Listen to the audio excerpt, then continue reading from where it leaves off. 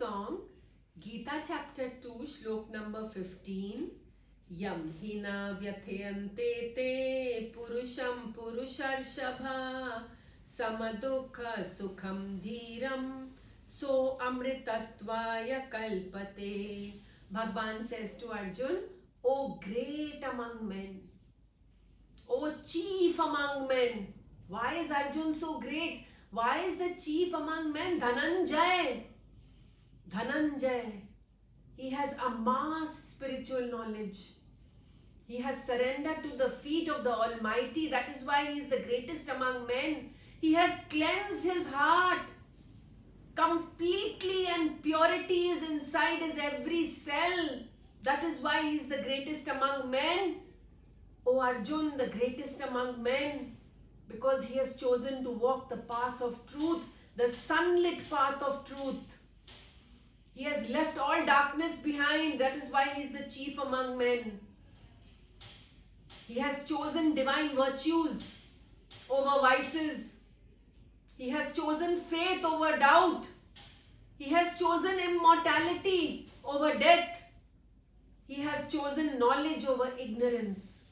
He is the great among men. O Arjuna, the greatest among men. You have chosen the truth. You have chosen the light. You have chosen the pure. O great among men. You have chosen to conquer yourself rather than get into other people's business. You have chosen to conquer your senses. You have chosen me, Arjun, over all else. Duryodhan and Arjun both came to Bhagwan at the same time. Duryodhan chose his Narayani Sena, his fleet of soldiers. And Arjun chose Bhagwan, Krishna, without weapons, as his charioteer. O great among men, you have chosen the truth. O great among men, the wise man to whom pleasure and pain are alike. I embrace the flowers and I embrace the thorns if they are from you, Krishna. I embrace everything that comes from you, Krishna. It is your prasad. It is the nectar of your lotus feet. I embrace all. I embrace pleasure and I embrace pain. Yes, I embrace pain, for it takes me closer to you. For him, pleasure and pain are alike, and he is not tormented by these things. Nothing disturbs the man of pure intellect. Nothing disturbs the surrendered one. Nothing. Nothing. This whole world may be destroyed, but he remains still and calm and peaceful. Vasishtha Muni, sitting in the ashram and contemplating on his higher self, suddenly there was a huge earthquake. All the people started running outside. Somebody came and shook him and said, Vasishtha Muni, come on outside. There is a huge tremor. There will be great destruction. Come on outside. Vasishtha Muni says, you go outside, I go inside. The man of pure understanding goes inside. He is never tormented by any outside circumstances. Never. Not even once. He remains calm and peaceful. Once there was a painting competition. All the people, artists were asked to make painting on peace. They made beautiful paintings. Someone made a calm lake.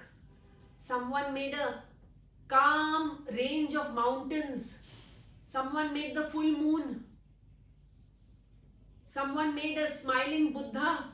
Someone made a sleeping child. Peace. One artist made a complete storm. Complete storm.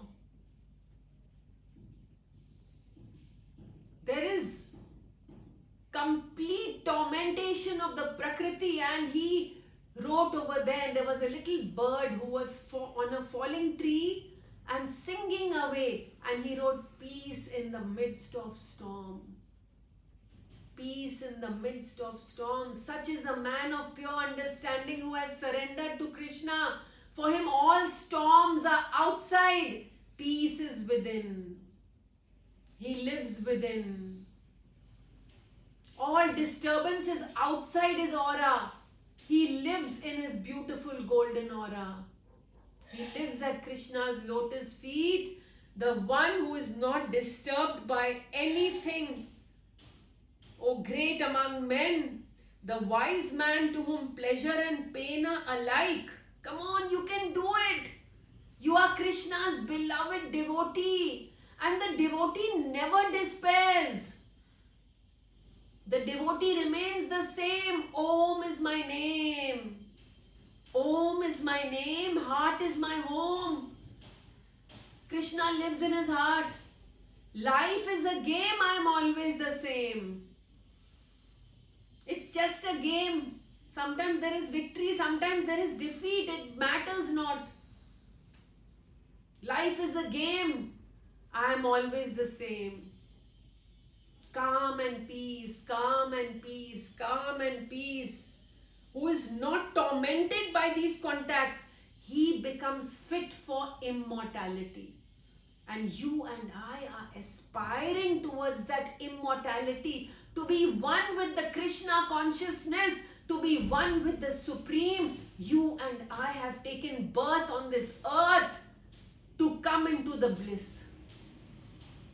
People have taken birth for various reasons, for satisfying desires, for reaching heights, for getting name and fame. But you and I, beautiful souls, we have come into this earth to get immortality, to get Krishna's lotus feet. And such a man is fit for immortality, who does not get tormented by these outside things. They remain outside of him. He remains. So the key is not to get terribly excited over good things. I got this, I got this. Oh, it's all perishable. And not to be miserable during the non-happy times. Same and calm and peace, but maintain a quiet equilibrium. Chant the holy name and use all these happenings as ladders. All these happenings as ladders. Keep ascending. People throw stones at me. I collect those stones and I make a ladder out of it and I climb up. And I get happily introduced to immortality. That is my aim, that is my goal, and that is the blessing Shri Krishna has chosen for me.